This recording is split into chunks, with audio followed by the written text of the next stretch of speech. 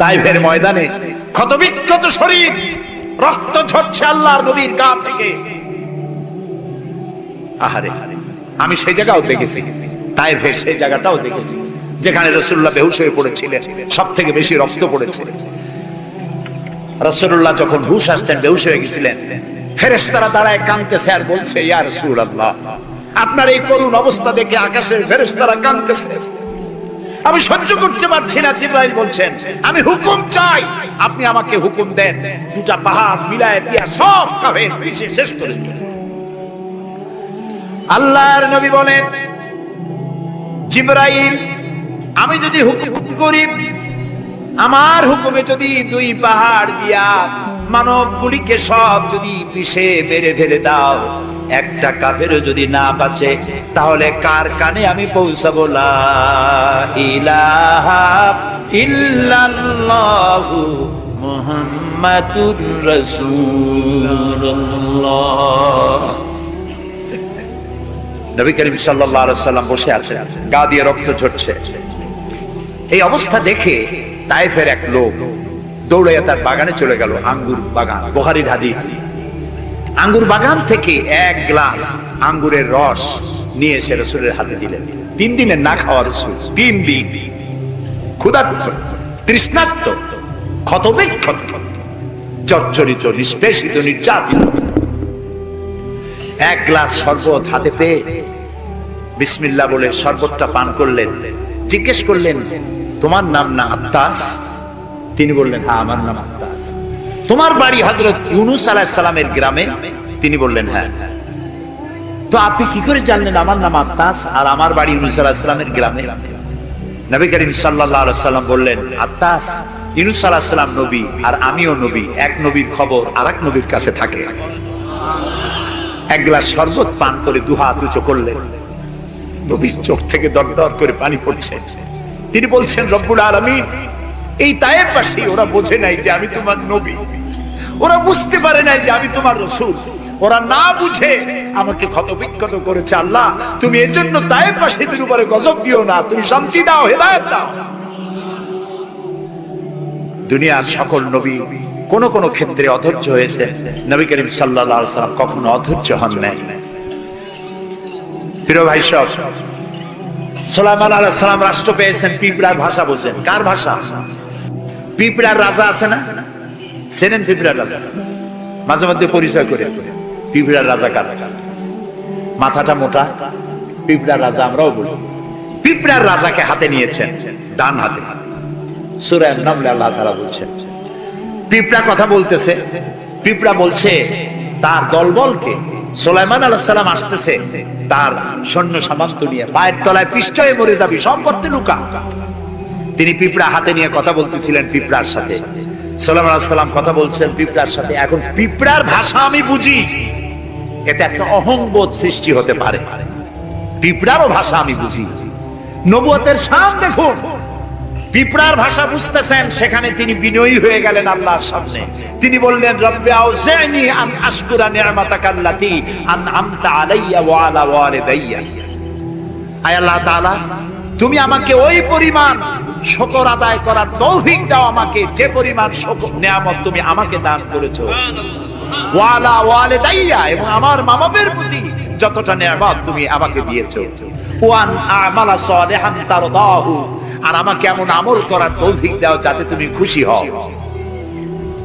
ওয়াদখিলনি বিরাহমাতিকা ফি ইবাদিকা সালিহিন, আর আল্লাহ আমাকে ইবাদে সালেহের মধ্যে শামিল করে দাও। সুবহানাল্লাহ। প্রিয় ভাই সব, আমার মূল বক্তব্য ছিল এই সব সচ্চরিত্রবান সুপার কোয়ালিটির মানুষ আল্লাহর নবীরা মার খেলেন কেন? শুধুমাত্র দাঁত মাজা, সুরমা লাগান, দাড়ি লাগান।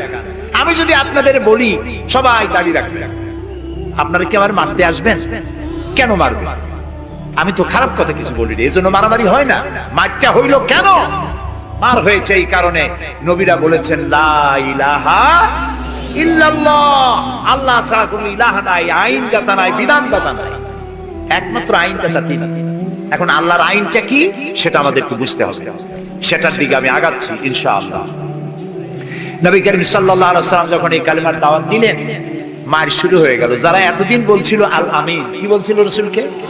আল আমিন, তারাই এখন নবী করিম সাল্লাল্লাহু আলাইহি ওয়াসাল্লামকে পাগল বলা শুরু করল। রসুলকে পাগল বলা হলে আঘাত লাগে কার গায়ে? আঘাত লাগে কোথায়? আল্লাহর গায়ে বলা যাবে না, আল্লাহর অস্তিত্বে আঘাত লাগে। আল্লাহ রাব্বুল আলামিন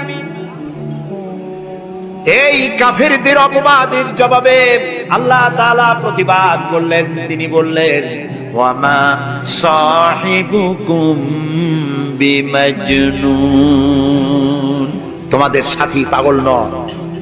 তোমাদের সাথী বললেন আল্লাহ তাআলা। কেন?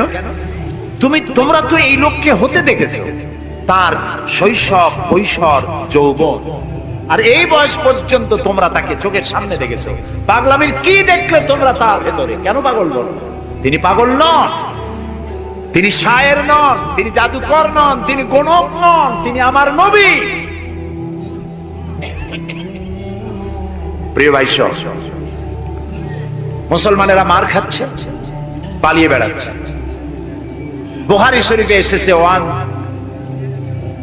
ওয়ান খাব্বাব বিন আল-আরিদ রাদিয়াল্লাহু তাআলা আনহু আন্নাহু ক্বাল শাকাউনা ইলা রাসূলিল্লাহ সাল্লাল্লাহু আলাইহি ওয়াসাল্লাম ওয়া হুয়া মুতাওয়াসসাদুন বুরদাতুন লাহু ফি জিল্লিল কাবা। হযরতে খাব্বাব বলেন, আমরা অত্যাচারিত হয়ে একদিন নবী করিম সাল্লাল্লাহু আলাইহি ওয়াসাল্লামের কাছে গেলাম। যে দেখতে পেলাম তিনি কাবা শরীফের ছায়ায় চাদর মুড়ি দিয়ে আরাম ফরমাচ্ছেন।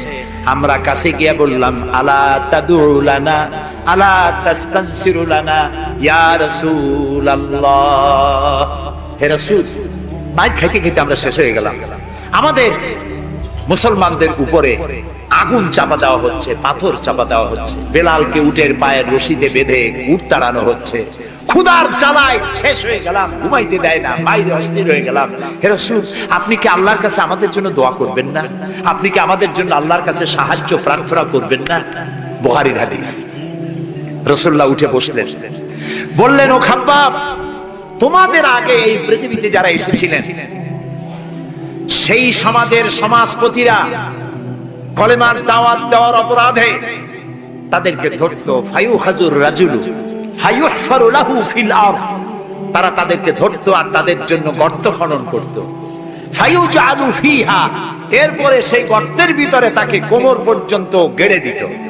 সুম্মা ইউতা বিল মানশার, এরপরে করাত আনা হতো। ফায়ুদাউ আলা রাসিহি, এরপরে করাত তার মাথার উপরে রাখা হতো। ফায়ুজালু মিসফাইন, এরপরে করাত দিয়ে চিরে জীবন্ত মানুষকে দুই টুকরা করে ফেলে দেওয়া হতো। মা ইয়াসুদ্দুহু যালিকা আন দীনি, এত বড় অত্যাচারের পরেও সে যুগের একজন মুসলমানকে আল্লাহর দ্বীনের পথ থেকে এক চুলও তারা সরাতে পারে নাই। রাসূলুল্লাহ বলছেন, ওয়াল্লাহি ওয়াল্লাহি, ও খাব্বাব, আমি আল্লাহর নামে কসম করছি। কে বলছেন? রাসূলুল্লাহ কসম করছেন, আমি আল্লাহর নামে শপথ করছি, লা ইউতাম্মান্নাল্লাহু হাদাল আমর হাত্তা ইয়াসিরুর রাকিবু মিন সানা ইলা হাদারামাত। সেদিন বেশি দূরে নয়, যেদিন ইয়েমেনের রাজধানী সানা থেকে সুন্দরী যুবতী নারীরা তাদের যৌবনের পসরা নিয়ে, সওদাগারেরা তাদের সম্পদ নিয়ে সানা থেকে রওনা করে সহস্র মাইল বাড়ি দিয়ে সৌদি আরবের হাজরামাউত পর্যন্ত পৌঁছে যাবে রাত এবং দিনে পায়ে হেঁটে। লা ইয়াখাফু ইল্লাল্লাহ, আল্লাহ ছাড়া কোনো ভয় তাদের অন্তঃকরণে থাকবে না। আবিযুবা আলা গানামি, তবে হ্যাঁ, এটা ঠিক, লা ইয়াখাফু ইল্লাল্লাহ যদি বলা হয় আর কিছু না বলা হয়, তাহলে তো বোঝা যাবে যে বাঘ এবং সিংহরও ভয় থাকবে না।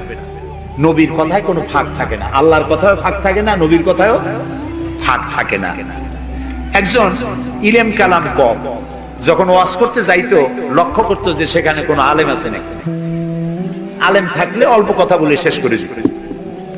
তা আলেম আছে কিনা এটা পরীক্ষা করার জন্য বলছে যে, ভাইয়েরা, আমি আজকে একটা পাতা আর ওয়াজ করব, একটা পাতা, এবং তার ব্যাখ্যা এবং বিশ্লেষণ আমি আপনাদের সামনে আলোচনা করতে চাই।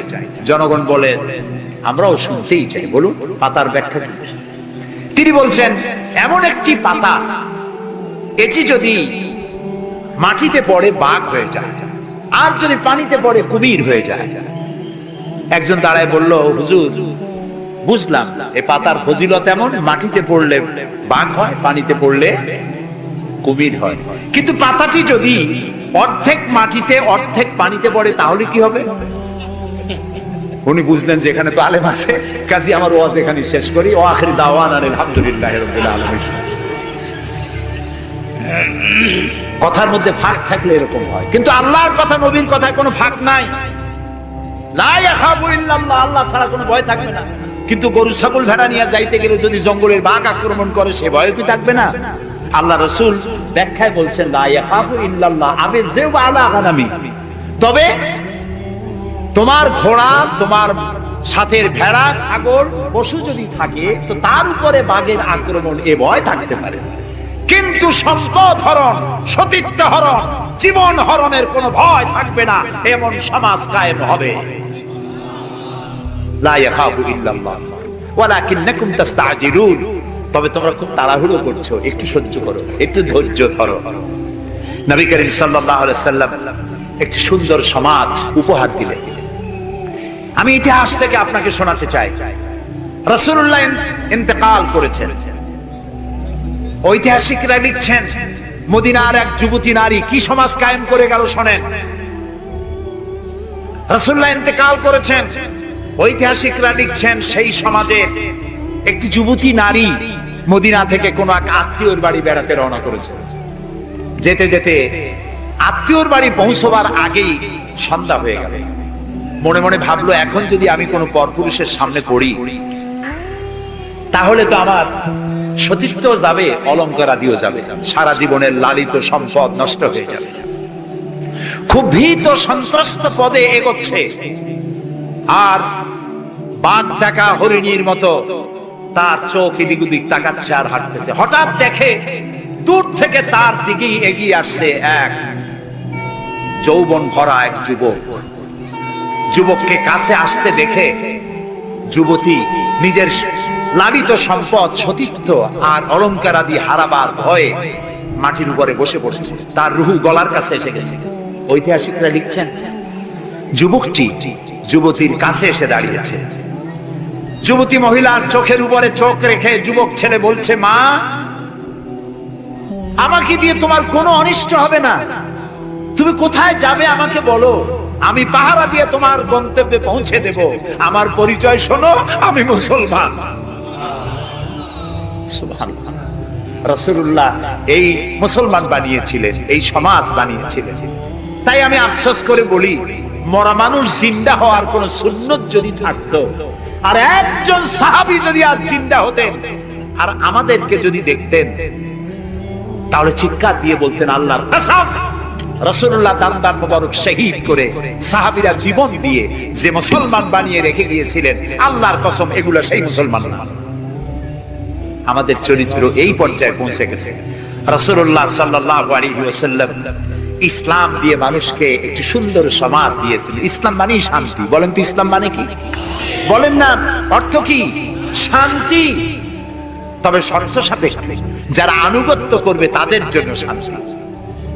আমরা একজন আরেকজনের সঙ্গে দেখা হলে কি বলি? আসসালামু আলাইকুম।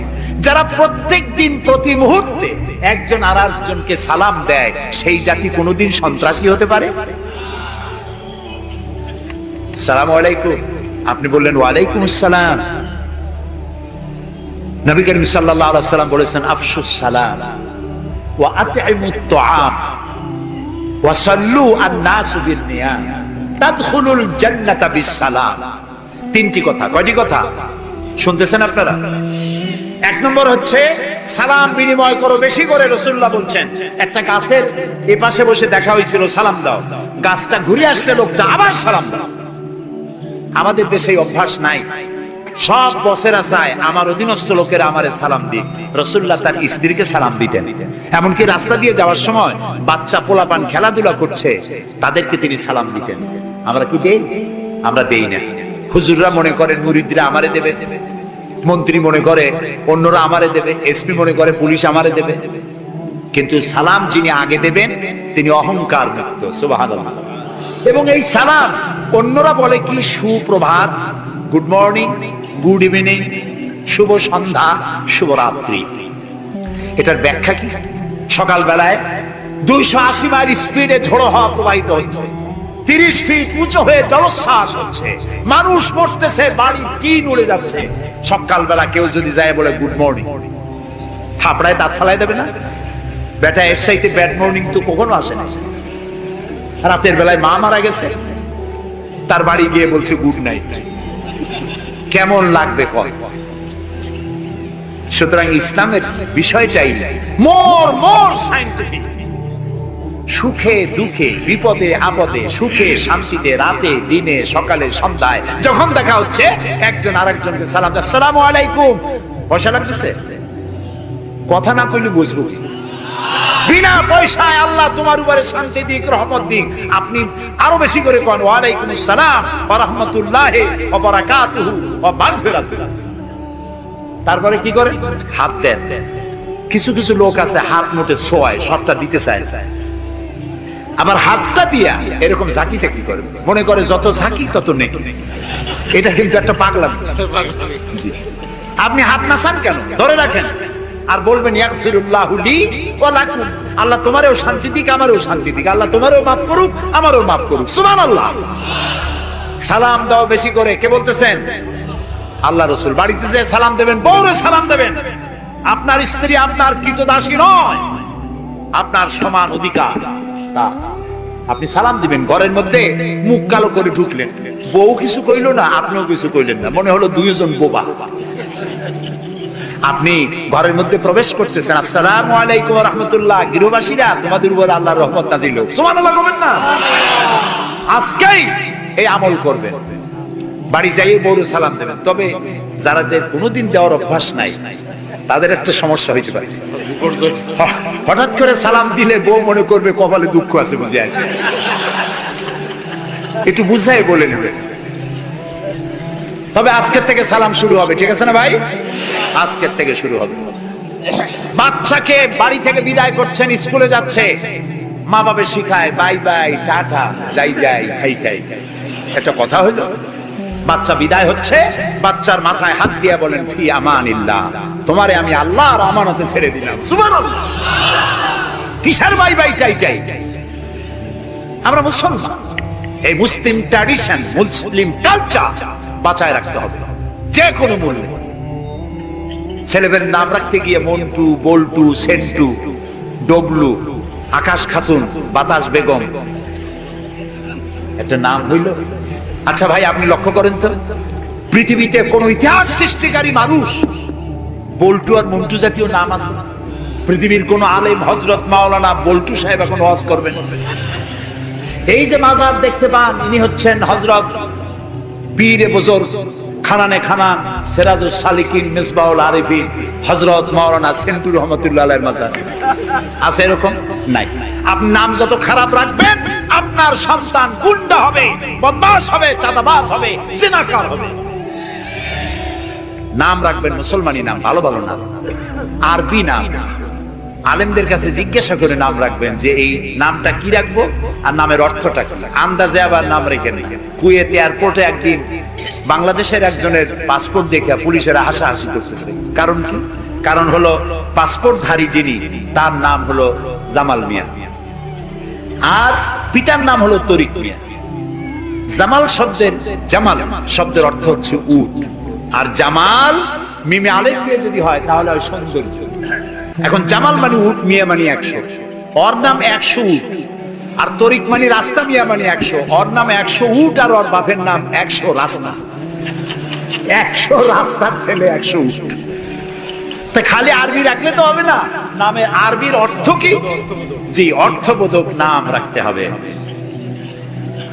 তাহলে আমি বলতেছিলাম রাসূলুল্লাহর হাদিস, প্রথমে দিবেন সালাম, আফশুস সালাম ওয়া আতইমুত তুআম, গরিব মিসকিনদেরকে দাওয়াত করে খাওয়াবেন, বন্ধু বান্ধবদের দাওয়াত দিয়ে খাওয়াবেন।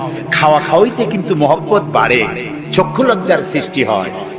খালি অপরের পয়সা দিয়ে রিকশায় চড়বেন, রিক্সায় দুইজন উঠলো, একজন নামে হেঁটে চলে গেল, একসাথে দুইজনে খাইলো, আর একজনে খেলাল করতে করতে বাইরে গেল, পয়সা হচ্ছে। এই চালাকি এক সময় ধরা পড়েছে। এই জন্য মানুষকে বাড়িতে দাওয়াত দিয়ে খাওয়ানো, রাসূলুল্লাহ বলেন দাওয়াত দিয়ে খাওয়া। তাহাদ্দু তাহাব্বু, হাদিয়া দাও, মহব্বত বাড়বে। কারো অসুখ হয়েছে, তার বাড়িতে একটু আঙ্গুর নিয়ে যাও, একটু কমলা নিয়ে যাও। তোমার শত্রু যদি হয়, চক্ষু লজ্জার সৃষ্টি হয়ে যাবে। কান্নাহু ওয়ালিয়ুন হামীম, দেখা যাবে সে চরম দুশমন ছিল, সে তোমার বন্ধু হয়ে গেছে। সুবহানাল্লাহ বলেন না। ওয়াসাল্লু আন-নাসু বিন-নিয়াম। আর 3 নম্বরে, মানুষ যখন ঘুমায় থাকে তখন তুমি নামাজ পড়িও। কোন সময়? কোন? ও, তাও তো আপনারা জানেন, মধ্যরাতের পরে যখন মানুষেরা ঘুমায় থাকে তখন তুমি নামাজ পড়িও। এই রাত্রে কেন? কারণ মানুষের কাছে সব থেকে বড় ভালোবাসার সত্তাকে বলে আল্লাহ, তারপরে আল্লাহ রাসূল। এখন যাকে ভালোবাসি তার সাথে তো প্রেম করতে হবে। প্রেম কি নোটিশ দেওয়া হয়? SMS করে আজকাল হয়। কিন্তু ভালোবাসা বিজ্ঞাপন দিয়ে হয় না, মাইকিং করে হয় না। ভালোবাসা হয় কিসে? কন্ত প্রেম কিসে হয়? লজ্জা করে বলতে, করছেন তো একসময়। গভীরে, রাতে, অন্ধকারে, একাকিত্বে ভালোবাসা। তো মানুষের সবচাইতে প্রিয় হচ্ছেন আল্লাহ তাআলা, প্রিয়তম। এর থেকে প্রিয় আর মুসলমানদের জন্য কেউ হইতে পারে না। দিনের কোলাহল পূর্ণ অবস্থার ভেতর দিয়ে তুমি তার সঙ্গে আবেগময় কণ্ঠে কথা বলতে পারবা না, এটা আল্লাহ তাআলা জানেন। তাই আল্লাহ তাআলা বলেছেন ওয়াজআলনা নাহারা মাশা, দিন বানাইছি রোজগার করার জন্য, কাজ করো, বসে থাকবা না। ফাইযা কুদিয়াতিস সালাত ফান্তাশিরু ফিল আরদ, নামাজ পড়া হয়ে গেছে, মসজিদে বসে থাকতে পারবা না। অবিশ্বাস, জোহরের নামাজে রক্ত হয়েছে, অফিস বন্ধ করে নামাজ পড়ো, জোহর পড়ো, সুন্নাত পড়ো। নফল পড়তে পারবা না জোহরের সময়, তাসবিহ পড়তে পারবা না, কারণ এই তাসবিহ পড়ে নফল পড়ে সময় নষ্ট করে পূর্ণ বেতন গেলে বেতন হালাল হবে না। মেডিকেল নিয়ে সুস্থ মানুষ সেল্লা দিতে যাবা, পয়সা হারাম, নেক পয়সা হবে না, হালাল পয়সা কামাই দিতে হবে। সেল্লার নাম বললাম বলে তাবলীগী ভাইরা অসন্তুষ্ট হবেন না, একটা দৃষ্টান্ত দিলাম। আমি তাবলীগী ভাইদেরকে শ্রদ্ধা করি, সম্মান করি, তারাও দ্বীনের কাজ করছে। সুতরাং মসজিদের ভেতরে আপনি নামাজ পড়ে আল্লাহ তাআলা বলছেন কি শোনেন, ফরজ। ফাইযা কুদিয়াতিস সালাত ফান্তাশিরু ফিল আরদ, নামাজ পড়া হয়ে গেছে, বেরিয়ে যাও। কোথায় যাও? দুনিয়ায় যাও, হাটে যাও, বাজারে যাও, কলেজে যাও, কারখানায় যাও, আদালতে যাও, শিক্ষা প্রতিষ্ঠানে যাও, চাষ করতে যাও। যাইয়া কি করো? আবতাগু মিন ফাদলিল্লাহ, আর আমার রিজিক, আমি যে তোমারে অনুগ্রহ করেছি, রিজিক দিয়েছি, ওই রিজিক তালাশ করে আনো। সুবহানাল্লাহ। প্রিয় ভাই সব, হযরত ওমর রাদিয়াল্লাহু তাআলা আনহু মসজিদের ভিতরে দেখলেন কিছু লোক বসা, জোহরে দেখলেন, আসরে দেখলেন, মাগরিবে দেখলেন, এশায় দেখলেন। পরের দিন ফজরের সময় সেই একই জায়গায় কয়েকটা লোক, একই লোক দেখে জিজ্ঞেস করলেন, তোমরা কারা? বলল, নাহনু মুতাওয়াক্কিলিন, আমরা আল্লাহর উপরে ভরসা করি এবং আল্লাহর উপরে ভরসা করে এখানে জিকির আজকার করি। খাও কি? কয় যে আমাদের এই জিকির আজকার দেখে পাশের লোকেরা ভাত রাইন্দে আমাকে খাওয়ায়। রাসূলুল্লাহ বললেন, তোমরা তো মুতাওয়াক্কিলুন, তোমরা তো অন্যের উপরে নির্ভরশীল, আল্লাহর উপরে তো নির্ভরশীল তোমরা নও। শোনো, আগামীকাল এই জোহরের নামাজের পর যদি তোমাদেরকে এখানে বসা দেখি, ব্যাট মেরে মসজিদ থেকে বের করে দেব। মসজিদে নির্দিষ্ট সময় নামাজ পড়তে আসবে, বাকি সময় কাজ করতে হবে মানুষের জন্য, নিজের জন্য, জনগণের জন্য, রাষ্ট্রের জন্য। এর নাম ইসলাম। এর নাম কি? ইসলাম। বাস্তবমুখী, বৈরাগ্য নয়। আপনি দিন কায়েমের জন্য, আল্লাহর বেশি জিকির আজকার করার জন্য জঙ্গলে যাবেন, লা রাহবানিয়াতা ফিল ইসলাম, ইসলামে বৈরাগ্যবাদকে সমর্থন করে না। কথা বুঝে আসছে? সুতরাং আপনি রাত্রি বেলায়, দিনের কোলাহলপূর্ণ সময়, আপনি আল্লাহর সাথে প্রেম করতে সময় পাচ্ছেন না। আল্লাহ তাআলা বলছেন, ওয়াজআলনাল লাইলা লিবাসা ওয়াজআলনা নাওমাকুম সুবাতা, রাত্রে বানাইছি, রাত্রিকে বানাইছি শান্তির আচ্ছাদন। সুবহানাল্লাহ বলবেন না? রাত হলো শান্তির আচ্ছাদন। তীর্যক রৌদ্রের তীব্র প্রখারকে বন্ধ করে দিয়ে রাতের একটি অন্ধকারের চাদর দিয়ে, কালো চাদর দিয়ে পৃথিবীটাকে ঢেকে দিলাম। আরেকটু শান্তির জন্য চাঁদ আর তারকার নামে কিছু ডিম লাইট জ্বালায় দিলাম। গভীর রাত্রে ওঠো, মানুষ যখন ঘুমায় তখন তুমি সেজদায় পড়ে কাঁদো। রাসূলুল্লাহ বলেছেন, অনুশোচনা আর অনুতপ্তের এক ফোঁটা পানি নাকের অর্ধেক আসতে না আসতে আল্লাহ তাআলা ওই ক্রন্দনরত বান্দাকে মাফ করে দেন। সুবহানাল্লাহ। এই তিনটি কাজ যে করবে, কয়টা কাজ? তিনটি। এই তিনটি কাজ যারা করবে তাদখুলুল জান্নাতা বিসসালাম, আখরাজাহু মুসলিম। মুসলিম শরীফের হাদিস। রাসূলুল্লাহ বলছেন, এই তিনটে কাম করো, শান্তির সাথে জান্নাতে চলে যাবে।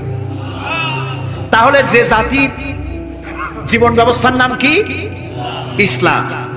আর আমাদের নাম মুসলমান। সব জায়গায় কিন্তু শান্তি, দেখা হইলে সালাম। আল্লাহর নাম কি? শান্তি। আর আল্লাহর এক নাম কি? সালাম আছে আল্লাহর নাম, আল্লাহর নাম শান্তি। তারপরে নামাজ পড়ে শেষ করার পর ডান দিকে বাম দিকে কি বলি? নামাজ পড়েও বলি আসসালামু আলাইকুম ওয়া রাহমাতুল্লাহ। জীবনের শেষ নামাজ কোনটা? জানাজা। তার শেষ কথা কি? আসসালামু আলাইকুম ওয়া রাহমাতুল্লাহ। এরপরে মুমিনদের লাস্ট ডেস্টিনেশন দারাকা দারুস সালাম। শেষ জায়গা কোথায়? জান্নাত। এই যাদের ধর্ম, এই যাদের দ্বীন, এই যাদের জীবন ব্যবস্থা, সেখানে আল্লাহর আইন প্রতিষ্ঠার নামে বোমা মারা লাগবে? জবাব দেন। সন্ত্রাসী তৎপরতা করা লাগবে? কোন নবী, কোন রাসূল সন্ত্রাসী তৎপরতা চালিয়েছেন, মানুষ হত্যা করেছেন, এর কোন নজির আছে পৃথিবীতে? আছে? পৃথিবীতে নাই। আপনারা বলতে পারেন, তাহলে রাসূলুল্লাহ যুদ্ধ করছিলেন কেন? নবী করিম সাল্লাল্লাহু আলাইহি ওয়াসাল্লাম যত যুদ্ধ করেছিলেন সব ছিল ডিফেন্স, আত্মরক্ষামূলক। তিনি নিজে যুদ্ধ শুরু করেছেন, এর কোন নমুনা, একটি হাদিস পাওয়া যাবে না যে নবী করিম সাল্লাল্লাহু আলাইহি ওয়াসাল্লাম ক্ষমতা গ্রহণ করার পর সাহাবীদের রাতের বেলায় পাঠিয়ে দিয়েছেন, ওই গ্রাম আমার উপর ঈমান আনে নাই, বাড়ি শুদ্ধ জ্বালায় দাও, হত্যা করো বলেছেন। সুবহানাল্লাহ।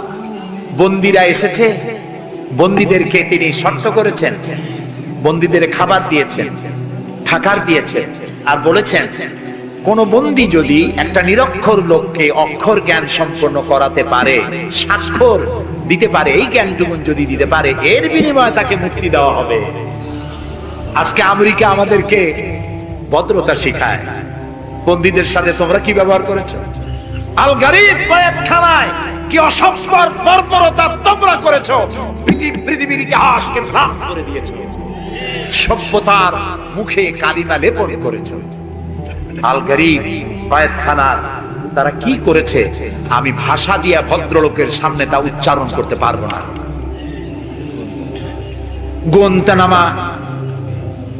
গোয়েন্তানামা বেতে, যেটা পৃথিবীর নরক বলা যায়, পৃথিবীর জাহান্নাম, মুসলমান কয়েদিদের সামনে কোরআন শরীফ খুলে কোরআনের উপরে পেশাব করেছে তারা।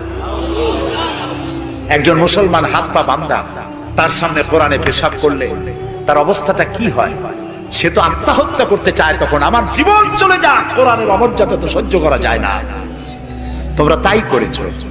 তোমরা ইরাকে 70 বছরের বৃদ্ধা নারীকে দুই পার দুই হাতের উপরে ভর করে গাধার মতো বানাইয়া তার পিঠের উপরে তোমরা চড়ে বাজারে বাজারে ঘুরেছো। তোমরা সেই জাতি, তোমরা নারীত্বের অমর্যাদা করেছো, মনুষ্যত্বের অমর্যাদা করেছো। বাংলাদেশকে গণতন্ত্র শিক্ষা দেওয়ার জন্য তোমাদের আসার কোনো জরুরত নাই। গণতন্ত্র আমাদের কাছ থেকে শিখে যাও, সভ্যতা ভদ্রতা আমার দেশ থেকে শিখে যাও। তোমরা সাম্প্রদায়িক সম্প্রীতির কথা বলো, আমার দেশ থেকে শেখো।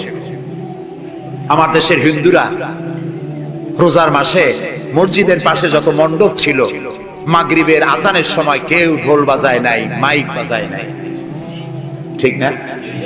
আমার দেশের মুসলমানেরা তাদের সারা দিন রোজা রেখে তাদের গান বাজনা চিৎকারে গান অস্থির হয়েছে, কিন্তু কেউ যে বলে নাই যে ঢোল বাজাইতে পারবে না, গান গাইতে পারবে না, বলেছে কেউ? সাম্প্রদায়িক সম্প্রীতি এখানে তোমরা খুঁজে বেড়াও যেখানে সম্প্রীতি নাই। কোথায় সাম্প্রদায়িক সম্প্রীতি নাই? সব জায়গায় সাম্প্রদায়িক সম্প্রীতি। সব থেকে পৃথিবীর মধ্যে বাংলাদেশে সাম্প্রদায়িক সম্প্রীতি সব থেকে বেশি।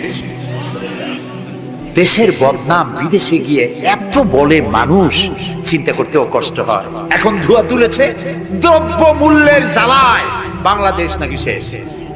আচ্ছা ভাইরা, দ্রব্য মূল্য পৃথিবীতে কোথায় না বেড়েছে? তবে আমাকে বলতে হবে, দ্রব্য মূল্যের কারণে বরিশালে না খাইয়া মরছে কয়জন? আমি আপনার কাছে হিসাব চাই, বলেন। মরেছে একজন, বাংলাদেশে মরছে একজন। দ্রব্য মূল্য বাড়তে পারে, কিন্তু ক্রয় ক্ষমতাও তো বেড়েছে মানুষের, আলহামদুলিল্লাহ বলে। আমি তো সেদিন আমার পিরোজপুরে দেখলাম এক রিক্সাওয়ালা, তার বাড়িতে শামিয়ানা টানানো। আমি জিজ্ঞেস করলাম, এই বাড়িতে কি বিয়ে নাকি? বললো যে একজন রিক্সাওয়ালা অমুক, তারা চিনলাম, তার বাড়িতে বিয়া। সে বিবাহের জন্য পাড়েরহাট বাজার থেকে, ডেকোরেটর থেকে চেয়ার ভাড়া করে এনেছে, শামিয়ানা এনেছে, সেজন্য ধার কর্য করতে হয়নি, সে পয়সা পেয়েছে, তার কাছে পয়সা, বিজিডি, বিজিএম, তারপরে বৃদ্ধ ভাতা, বয়স্ক ভাতা, এরপরে মুক্তিযোদ্ধা ভাতা, উপবৃত্তি, টিআর, কাবিখা, বিভিন্ন রকমের বিভিন্ন পদ্ধতিতে মানুষের দুয়ারে ক্রয় ক্ষমতার জন্য সরকার টাকা পৌঁছে দিয়েছে। যদি 4-5 বছর আগে সে কত পাইতো আর এখন কত পায়? সেটাই কথা। 1 টাকা যখন চাউলের শেষ ছিল তখন মানুষ না খেয়ে মরত, এখন 20-22 টাকা তাতে না খেয়ে মরছে না। আলহামদুলিল্লাহ বলতে, আলহামদুলিল্লাহ বলতে। সুতরাং এই সব বাজে কথা বলে মানুষকে বিভ্রান্ত করার কোনো সুযোগ নাই। যাক, এটা আমার পয়েন্ট না। আমার পয়েন্ট ছিল আল্লাহর আইন প্রতিষ্ঠার জন্য বোমা মারা, সন্ত্রাসী তৎপরতার কোনো সুযোগ নাই। আজকে যারা বোমা মারতেছে, এই যে জালকাঠি মারলো না, কয়জন মারছে? 2 জন। যেটা মারলো এইখানে বসে তারে পুলিশে ইন্ট্রোগেশন করতেছিল। ইন্ট্রোগেট করার সময় তারে জিজ্ঞেস করলো, তুমি মারলা কেন? কয় যে আমি আল্লাহর আইন প্রতিষ্ঠা করতে চাই, সে আল্লাহর আইনের বিরুদ্ধে অবস্থান নিয়েছে, বিচার করে, সেই জন্য তারে মারছি। আচ্ছা, বিচারকরা কি আইন তৈরি করে?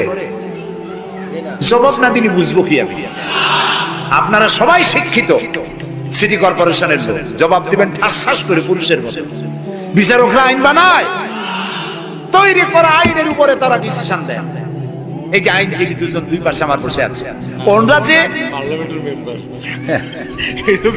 আদালতে এই জন্য এমপি কো দেখে দেয়। জি, তো এই যে 2 জন আইনজীবী বসে আছেন আমার পাশে, ওনরা প্রতিষ্ঠিত আইনের উপরে ওনরা আর্গুমেন্ট করে।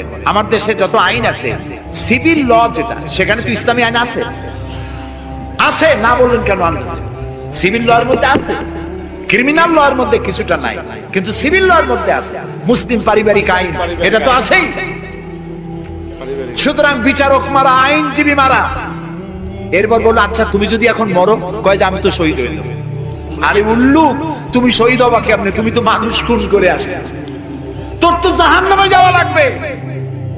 চট্টগ্রামে যে মারলো, মা বোমা মারতে গিয়ে 2টা হাত গেছে, 2টা পা চলে গেছে। তারপরে তাকে হসপিটালে নেওয়া হয়েছে, পানি চাইছে, এক নার্স পানি দিয়েছে বাম হাত দিয়ে। সে কয় যে বাম হাতে পানি খাবো না। তুই মুসলমান? কয় যে নার্স বলছে আমি মুসলমান। বাম হাত দিয়ে পানি দিলা কেন? আমি তো মুসলমান, ডান হাত দিয়ে পানি দাও। আমি শুনিয়া পরে এক বক্তৃতা বললাম, আসছে মানুষ খুন করিয়া, ও এখন বাম হাত আর ডাইন হাত তালাশ করে। একজনের নাকি মোষ ছিল খুব বড়, আছে না এরকম কিছু মোষওয়ালা, বড় মোষ, ঠোঁট ঠোঁট ঢাকা। কিছু কবি, বুদ্ধিজীবী, এরা কোন রকম বুদ্ধিজীবী হইতে চাইলে এরকম একটু মোষ টোষ বড় থাকা লাগে, চুল টুল 5-6 মাস কামায় না, এরকম একটা অবস্থা। আর মাথাটা ইন্টারন্যাশনাল এয়ারপোর্ট, চুল টুল নাই, স্টেডিয়ামের মতো, চতুর্দিকে কিছু দর্শক আছে, মাঝখানে খালি। তো এইরকমের একজন মোষওয়ালা, ঘন মোষ, এত বেশি মোষ যে টর্চ মারিয়াও বোঝা যায় না যে লোকটা হাসে না কান্দে। ওই রকম এক মোষওয়ালা লোকের মদ খাওয়ার অভ্যাস। মদের গ্লাস বাম হাতে, আর ডান হাত দিয়ে মোষগুলো উঁচু করিয়া বাম হাত দিয়ে মদ খাইতেছে বহুত কষ্ট করে। একজন জিজ্ঞেস করলো, ভাই তুমি মদ খাওয়াতে এত কষ্ট করতেছো কেন? ঢকঢক করে গিললেই তো হয়, মোষগুলো উঁচু করে নিয়েছো। কয় যে ভাই, হযরত ওলামায়ে কেরামের মুখে শুনছি, পানি টানি কিছু খাইতে গেলে মোষ লাগলে মাকরুহ হয়। ও খাইতেছে মদ, ও মানুষ খুন করে আসছে, আর ও বলতেছে যে আমি বাম হাতের পানি খাবো না। বেটা তুই জাহান্নামে যাবি।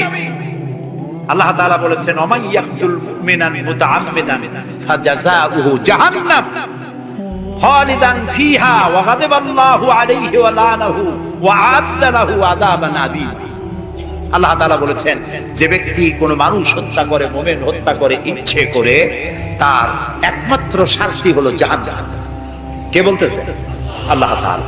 জাহান্নাম, এবং আল্লাহ লানা, এবং চিরকাল সে জাহান্নামে থাকবে।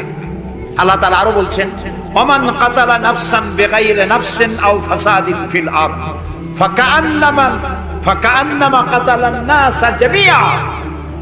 যদি বিচারকরা বিচারের মাধ্যমে কাউকে মৃত্যুদণ্ড না দেয়, এরকম কোন মানুষকে কেউ যদি হত্যা করে, সে একটি মানুষ হত্যা করলো না, সেজন্য বিশ্বের সমগ্র মানব গোষ্ঠীকে হত্যা করলো।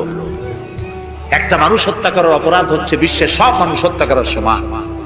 ওয়ামান আহিয়াহা, আর কেউ যদি একটি মানুষকে বেঁচে থাকার সুযোগ করে দিল, ফাকান্নামা আহিয়ান নাসা জামিআ, সেজন্য সারা পৃথিবীর মানুষগুলিকে বেঁচে থাকার জন্য সুযোগ করে দিল। যারা মানুষ হত্যা করে তাদের শাস্তি কি? আল্লাহ তাআলা বলছেন, ইন্নামা জাযাউল লাযীনা ইউহারিবুনাল্লাহ ওয়া রাসূলাহু ওয়া ইয়াসআউনা ফিল আরদি ফাসাদা, যারা আল্লাহর এই জমিনে বিপর্যয় সৃষ্টি করতে চায়, সন্ত্রাস সৃষ্টি করতে চায়, তাদের জন্য 4 প্রকার শাস্তি। কয় প্রকার শাস্তি? কে বলতেছে? যারা বোমা মারে, যারা গ্রেনেড হামলা করে, যারা মানুষ হত্যা করে, যারা শান্তিপূর্ণ সমাজের উপরে সমাজকে বিশৃঙ্খলা সৃষ্টি করতে চায়, আল্লাহ তাআলা তাদের জন্য 4 প্রকারের শাস্তি নির্ধারণ করেছেন। আইয়ুকাত্তালু, তাদেরকে হত্যা করো, আও ইউসাল্লাবু, অথবা তাদেরকে শূল দণ্ডে দিয়ে দাও, আও তুকাত্তা আইদিয়াহুম ওয়া আরজুলিহিম, অথবা তাদের ডান হাত আর বাম হাত উল্টা কেটে দাও। হয় প্রথমে ডান, পরে বাম পা, বাম হাত ডান পা, একটার উল্টা আর একটা কাটো। চতুর্থ, আও ইয়ামফাউ মিনাল আরদ, অথবা দেশ থেকে বহিষ্কার করে দাও। সুতরাং আজকে যারা সন্ত্রাসী তৎপরতা চালাচ্ছে, তাদের সাথে ইসলামের কোনো সম্পর্ক নাই। পত্রিকার মাধ্যমে এক শ্রেণীর, সাংবাদিকতার মাধ্যমে এক শ্রেণীর ধর্মনিরপেক্ষ রাজনীতিবিদরা এই সমস্ত সন্ত্রাসের দোষ আলেমদের মাথায় উঠায় দিতে চেয়েছিল। আল্লাহ আমাদের রক্ষা করেছে, আলহামদুলিল্লাহ। বাংলাদেশের সমস্ত মসজিদ, মাদ্রাসার ইমাম, শিক্ষক, আলেম, ওলামা, পীর, বুজুর্গ সব ময়দানে নেমে পড়ে প্রতিবাদ জানিয়েছে, ইসলামের সাথে এর কোনো সম্পর্ক নাই, সম্পর্ক থাকতে পারে না। বিদায় হজে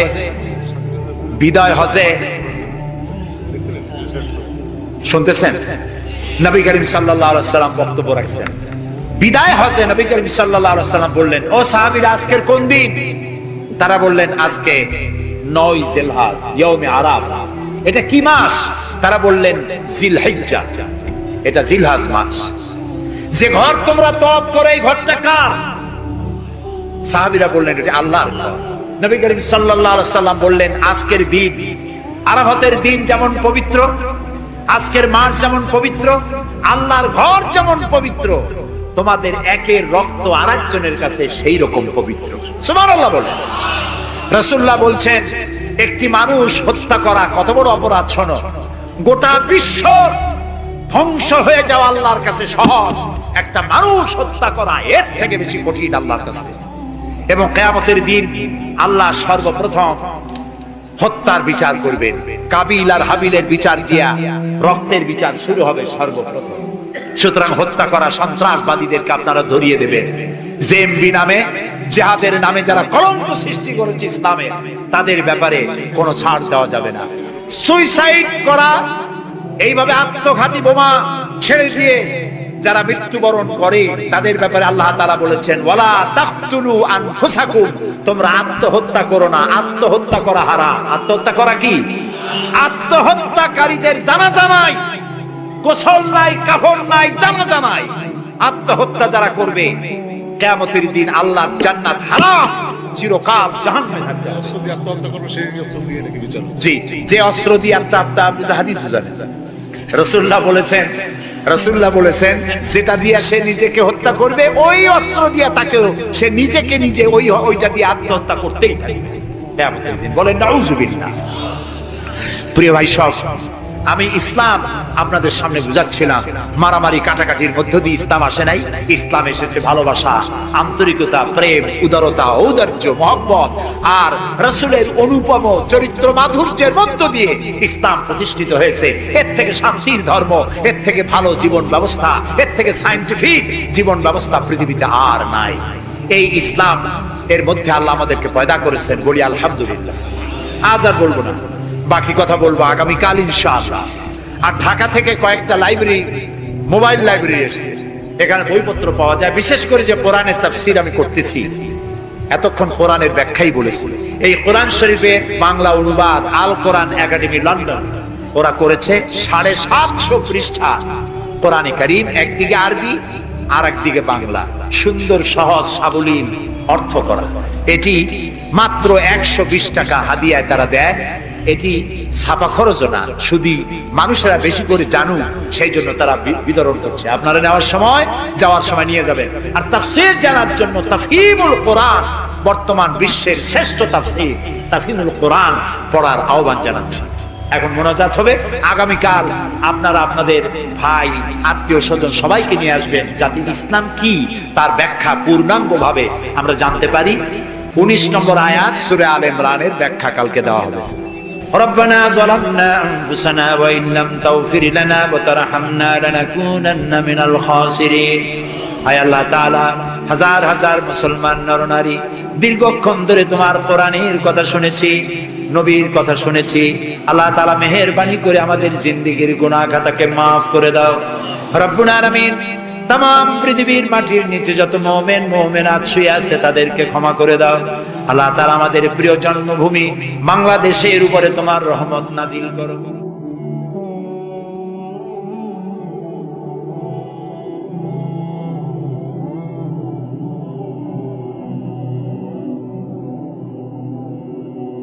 Oh